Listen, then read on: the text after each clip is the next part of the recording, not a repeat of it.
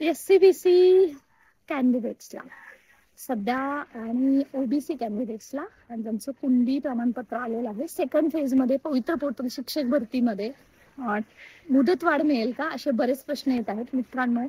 सध्या पोर्टलला मुदतवाढ मिळालेली आहे, त्यामुळे कॅन्डिडेटला मुदतवाढ मिळण्याची शक्यता नाकारता येत नाही. त्या संदर्भात आपण फॉलोअप घेतोय. मुदतवाढ मिळायला हवी, कारण सध्या SCBC कोणाकडे सर्टिफिकेट आहेत तर नॉन क्रिमिनल नाही आहेत. नॉन क्रिमिनल काढलं तर ते मार्च एंड नंतर ते अजून पुढे नंतर नवीन काढावं लागणार आहे. त्यामुळे त्यांच्या मनामध्ये आज हजारोनी प्रश्न आहेत की नक्की करायचं काय. तर सर्वांना मला सांगायचं की तुम्ही नॉन क्रिमिनल काढायची प्रोसेस चालू ठेवा. मुदतवाढ मिळायला पाहिजे कॅन्डिडेटला सेल्फ सर्टिफाय करण्यासाठी. ज्यांनी केलं नसेल त्यांनी अजूनपर्यंत थांबा थोडंसं, किंवा जे जनरल कॅन्डिडेट आहेत त्यांच्याकडे सेल्फ सर्टिफायची कॉपी नसेल तर तुम्ही अनसर्टिफाय करा. पूर्ण एकदा स्वतःची पूर्ण प्रोफाईल चेक करा आणि अजून एकदा तुम्ही सर्टिफाय करू शकता, नो इश्यू. आणि परंतु नंतर सेल्फ सर्टिफाय करायला विसरू नका.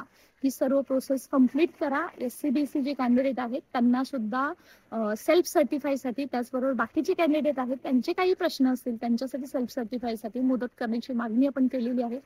ती मागणी मान्य होईल अशी अपेक्षा आहे. तोपर्यंत फायनल सर्टिफाय 20 तारखेला 5 वाजेपर्यंत करू नका. तोपर्यंत सुद्धा आपल्याला एक आशा आहे की आपल्याला मुदतवाढ मिळणार आहे आणि मिळू शकते. त्यासाठी प्रयत्न चालू आहेत. परंतु अजून जर तुमचं SCBC सर्टिफिकेट मिळालं नसेल, MCL मिळालं नसेल, नॉन क्रिमिनल किंवा OBC मध्ये जर सर्टिफिकेट देणं बाकी असेल तर ते लवकरात लवकर काढून घेण्याचा प्रयत्न करा. साम दाम दंड भेद ज्याही पद्धतीने तुम्हाला काढता येईल तो प्रयत्न करा.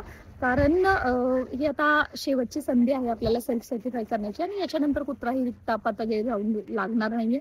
डायरेक्ट थर्ड स्टेजचे सगळं नोटिफिकेशन येणार आहे. सो त्यासाठी तुम्ही फक्त थोडासा पेशन्स ठेवा आणि तुम्ही तुमच्या पद्धतीने काम करा. आपण आपल्या पद्धतीने प्रयत्न करून मुदतवाढ मिळेलच यासाठी प्रयत्न करूया.